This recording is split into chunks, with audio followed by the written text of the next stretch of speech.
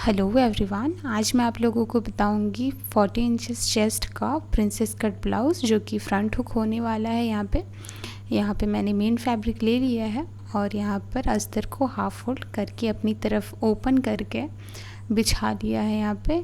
और जो है फ्रंट साइड में हाफ इंच का आप इस तरीके से मार्किंग करके एक बारी कट कर लीजिए। और जो भी मेज़रमेंट है वो आपके स्क्रीन पर दिख ही रहा है, और जो इस तरीके से मार्किंग कर लेना है आपको और जो फैब्रिक है उसे कट कर लेना है। अब आपने क्या करना है कि यहाँ पर हाफ इंच का हम हुक पट्टी के लिए यहाँ पर मार्किंग करेंगे इस तरीके से।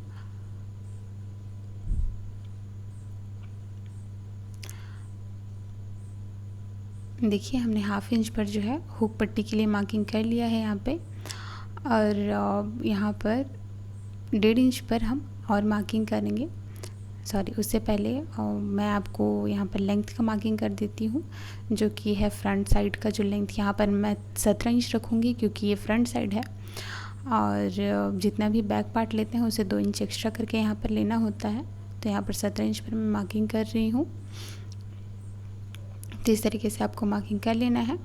आप चाहें तो यहाँ पर 16.5 इंच भी कर सकते हैं क्योंकि बैक पार्ट जो है 14 इंच का होने वाला है, इसलिए। तो यहाँ पर जो है सीधा आपको जो हमने मार्किंग करा है 17 इंच पर, वहाँ पर आपको मिला लेना है। और यहाँ पर हम 1.5 इंच का मार्किंग करेंगे। 1.5 इंच का मार्किंग इसलिए कर रहे हैं क्योंकि हम डार्ट बनाएंगे उसको कवर करने के लिए। तो डार्ट को दोनों साइड से कवर करना है हमें, इस वजह से मैं यहाँ पर 1.5 इंच का मार्किंग कर रही हूँ इस तरीके से। आप चाहें तो यहाँ पर 2 इंच का भी डार्ट ले सकते हैं, वो आपकी मर्ज़ी है यहाँ पर। बट यहाँ पर ज़्यादा हैवी बस्ट नहीं है इस वजह से। और यहाँ पर 5.5 इंच का शोल्डर ले लेना है आपको और 5.75 इंच का यहाँ पर आर्म होल ले लेना है यहाँ पे, क्योंकि आर्म होल राउंड जो है 17.5 इंच का है यहाँ पर, इस वजह से। नहीं तो 18 इंच का होने पर मैं 6 इंच लेती यहाँ पे। और इस तरीके से आपको इसका स्क्वायर शेप दे देना है। और यहाँ पर जो है 1.5 इंच का जो है राउंड का शेप दे देना है फ्रंट आर्म होल के लिए। तो इस तरीके से आपको राउंड का शेप दे देना है 1.5 इंच का। अब यहाँ पर देखिए हम चेस्ट का मार्किंग करेंगे। तो चेस्ट यहाँ पर हो जाएगा 10 इंचेस और यहाँ पर 1.5 इंच का हम मार्जिन ले लेंगे यहाँ पे इस तरीके से। देखिए अब यहाँ पर एक बारी हाफ इंच का जो शोल्डर में सिलाई होगा उसे छोड़कर एक बारी आप आर्म होल को मेज़रमेंट कर लीजिए ताकि वो सही आए करके। तो यहाँ पर देखिए 2 सूत यहाँ पर कम आ रहा है यहाँ पे हमारा।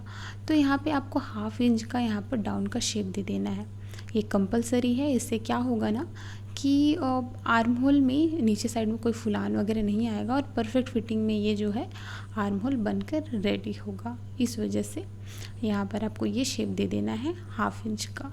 देखिए तो यहाँ पर परफेक्ट ये आ रहा है। अब यहाँ पर क्या करना है, नेक विड्थ जो है मैं यहाँ पर 2.5 इंच का रखूँगी। और यहाँ पर जो है जो फ्रंट आर्म होल फ्रंट नेक का जो डेप्थ है वो यहाँ पर 6.5 इंच का है। तो यहाँ से आपको 6.5 इंच पर मार्किंग कर लेनी है और यहाँ से नीचे साइड से आपको 2.5 इंच पर मार्किंग कर लेना है। आप चाहें तो थोड़ा सा और फैला करके भी मार्किंग कर सकते हैं, आपकी चॉइसेस है। बट यहाँ पर 2.5 इंच पर ही मैं फ्रंट साइड का गोलाई भी का शेप भी दे रही हूँ। तो इस तरीके से शेप दे देना है। अब यहाँ पर मैं बस्ट पॉइंट का मार्किंग करूँगी। तो बस्ट पॉइंट कितना लेना है, चेस्ट का चौथा हिस्सा प्लस 1 इंच। तो यहाँ पर आधा इंच मार्जिन के लिए हम छोड़ देंगे और यहाँ पर 11 इंच पर मार्किंग कर लेना है आपको बस्ट पॉइंट के लिए। तो यहाँ पर जो है 11 इंच यहाँ पर बस्ट पॉइंट का मार्किंग हो जाएगा शोल्डर से नीचे। और यहाँ पर एपेक्स पॉइंट जो होगा यहाँ से आपको 4 इंच पर लेना है, क्योंकि यहाँ पर चेस्ट का 10वां हिस्सा लेना होता है। तो यहाँ पर 4 इंच यहाँ पर आ जाएगा और नीचे साइड से भी आपको 4 इंच पर इसकी मार्किंग कर लेनी है इस तरीके से।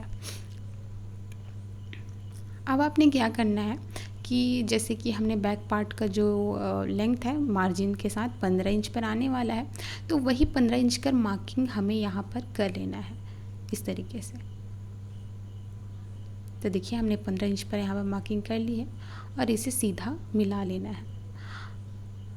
अब यहाँ पर जो हमने लाइन मार्किंग करा है वहाँ से आपको 1.5 इंच पर यहाँ पर मार्किंग करना है इस तरीके से। तो यहाँ पर 3 इंच का ये डार्ट बनकर रेडी हो जाएगा इस तरीके से। अब यहाँ पर जो है हम नीचे साइड में एक बारी सीधा लाइन ड्रॉ कर लेते हैं। अब यहाँ पर जो आर्म होल साइड है, राइट, जो आर्म होल साइड है जो 5.7 इंच पर जो हमने मार्किंग करा है, वहाँ से आपको मिलाते हुए जो सेंटर का जो लाइन है वहाँ से आपको इस तरीके से कर्व का शेप दे देना है। अब यहाँ पर देखिए चेस्ट यहाँ पर हो गया 10 इंचेस, 1.5 इंच का हमने जो है मार्जिन लिया है वो लेंगे और वहाँ पर 1 इंच सिलाई के लिए चला जाएगा दोनों साइड करके, तो 1 इंच हम यहाँ पर एक्स्ट्रा रखेंगे और जो कि सिलाई के लिए कवर करने के लिए। अब यहाँ पर जो है हम वेस्ट का मार्किंग करेंगे, 36 का चौथा हिस्सा 9 इंच हो जाएगा, 1.5 इंच जो है हम डार्ट को कवर करने के लिए लेंगे और यहाँ पर जो है 1.5 इंच जो है मार्जिन के लिए हम लेंगे यहाँ पर इस तरीके से। और यहाँ पर 1/2 इंच और लेंगे हम यहाँ पे, क्योंकि ये सिलाई में साइड सिलाई में चला जाता है इसलिए। तो यहाँ पे आप देख रहे होंगे इतना मार्किंग कर लेना है। 9 इंच वेस्ट के लिए, 1.5 इंच मार्जिन के लिए, 1.5 इंच डार्ट के लिए, आधा इंच और एक्स्ट्रा करके मार्किंग कर लिया है। अब यहाँ पर आपको ट्रायंगल का शेप देना है, जहाँ पे हमने मार्किंग करा है ना वहीं से आपको इसका ट्रायंगल का शेप दे देना है, क्योंकि ये एक्स्ट्रा फैब्रिक है और सेंटर का पार्ट जो है यहाँ पर डार्ट बनेगा जो, तो ये कवर हो जाएगा, इसलिए इस तरीके से ट्रायंगल का शेप दे देना है। अब यहाँ पे इसकी आपको कटिंग कर लेनी है।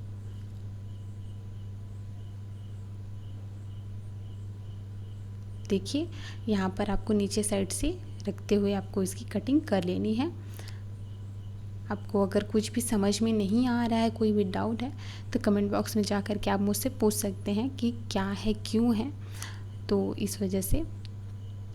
तो इस तरीके से आपको इसकी कटिंग कर लेनी है।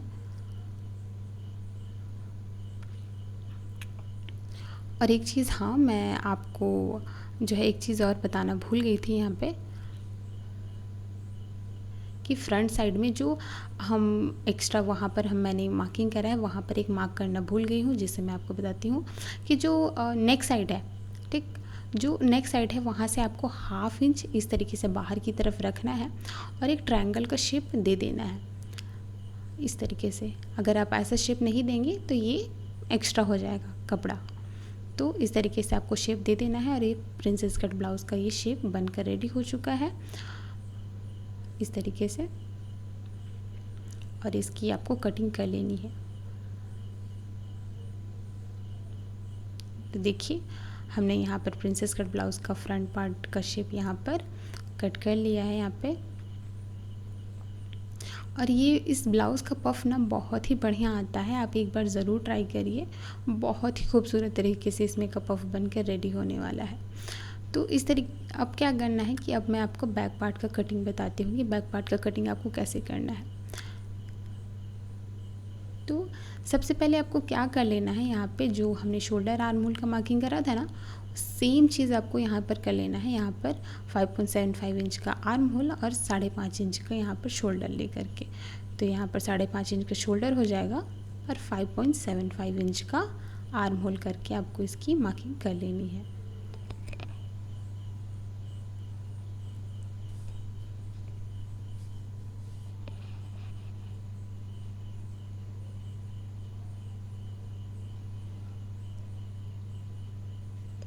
इस तरीके से।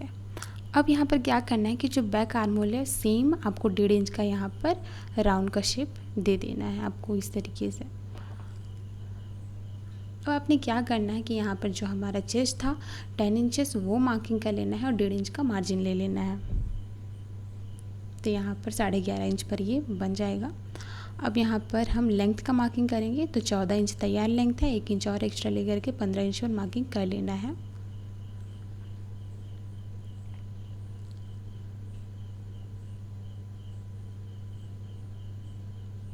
इस तरीके से।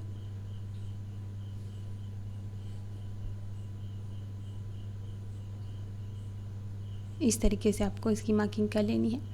अब यहाँ पर जो है हम वेस्ट का मार्किंग करेंगे, तो यहाँ पर 9 इंच जो है कमर के लिए हो जाएगा और 1 इंच डार्ट के लिए हो जाएगा। 1.5 इंच मार्जिन करके यहाँ पे आपको इसकी मार्किंग कर लेनी है। तो जितना चेस्ट में है उतना ही नीचे साइड में भी ये आ जाएगा।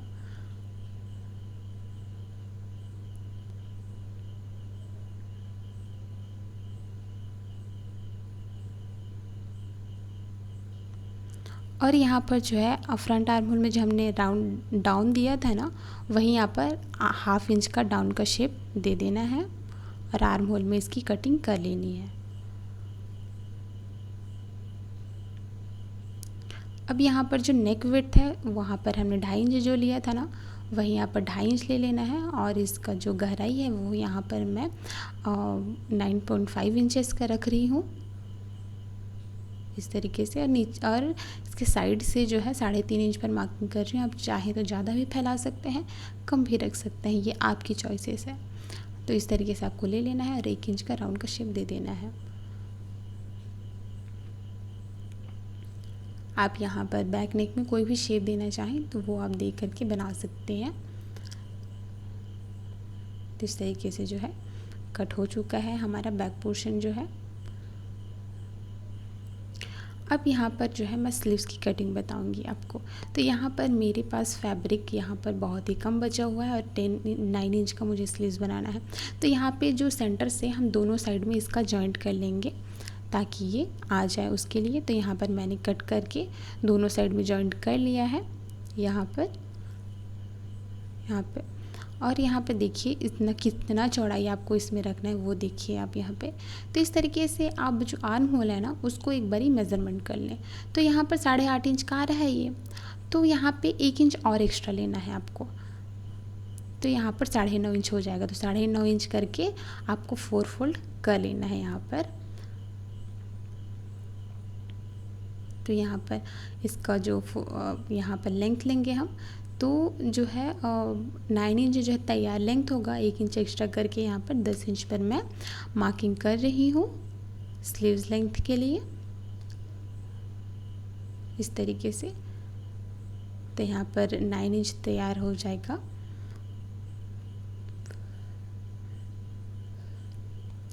अब यहाँ से साइड से आपको 4.5 इंच पर मार्किंग करना है जो इसका गोलाई का शेप देने के लिए इस तरीके से। और जो मोहरी है वो यहाँ पर 6 इंच है, वो मार्किंग करना है। 1.5 इंच का मार्जिन ले लेना है। अब यहाँ पर जितना हमने फोल्ड किया था उतना ही लेना है यहाँ पर, और आपको कट नहीं करना है, नहीं तो स्लीव साइड में छोटा पड़ जाएगा फैब्रिक। बट यहाँ पर मार्जिन के साइड से मैं यहाँ पर 1.5 इंच का मार्किंग कर रही हूँ सिर्फ। अब यहाँ पर क्या करना है कि जो ट्रायंगल का शेप देना है आपने इस तरीके से, ज़्यादा गोलाई का शेप नहीं देना है, नहीं तो ये आर्म होल में फुलाना आता है। हल्का सा आपको इस तरीके से फ्रंट आर्म होल और बैक आर्म होल का यहाँ पर शेप दे देना है इस तरीके से, हल्का सा कर्व करते हुए, ज़्यादा गोलाई में नहीं देना है, नहीं तो ये फूलने लगेगा। और इस तरीके से आपको शेप देकर इसकी कटिंग कर लेनी है।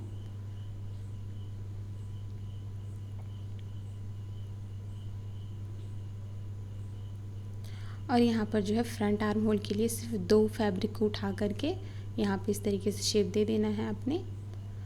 तो देखिए यहाँ पर प्रिंसेस कट ब्लाउज़ का सभी पार्ट्स यहाँ पर कट हो चुका है।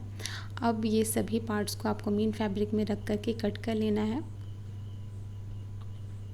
तो देखिए हमने मेन फैब्रिक पर इसे हाफ फोल्ड करके इसे कट कर लिया है। देखिए मैंने ऐसे एडजस्ट करा है कि सेंटर में ही कपड़ा बच रहा है। तो यहाँ पर 1.5 इंच का आप इस तरीके से शेप दे करके पाइपिंग के लिए भी कपड़ा निकाल सकते हैं, वो आपके ऊपर है, या फिर दूसरे कलर का भी पाइपिंग डाल सकते हैं। बट यहाँ पर मैं सेम कलर का यहाँ पर पाइपिंग लूँगी, इस वजह से ट्रायंगल का यहाँ पर शेप दे रही हूँ बीच से। तो इस तरीके से रख करके आपको भी कट कर लेना है। देखिए हमने कट कर लिया है यहाँ पर। और मेन फैब्रिक और अस्तर को दोनों को जॉइंट कर लिया है मैंने यहाँ पर प्रिंसेस कट ब्लाउज़ का। तो आपको क्या करना है कि नीचे साइड से इसकी सिलाई लेनी है, ऊपर साइड से नहीं लेना है आपको, नीचे साइड से आपको इसकी सिलाई करनी है।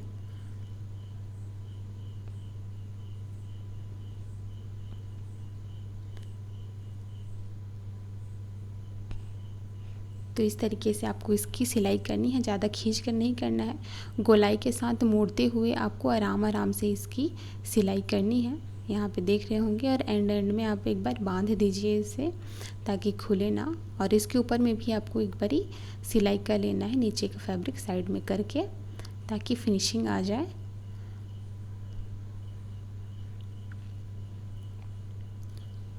एक बारी मैं दोबारा इसकी सिलाई कर दे रही हूँ ताकि जो है नीचे जो है एक्स्ट्रा कपड़ा ना बचे और फिनिशिंग के साथ ये बनकर रेडी हो जाए।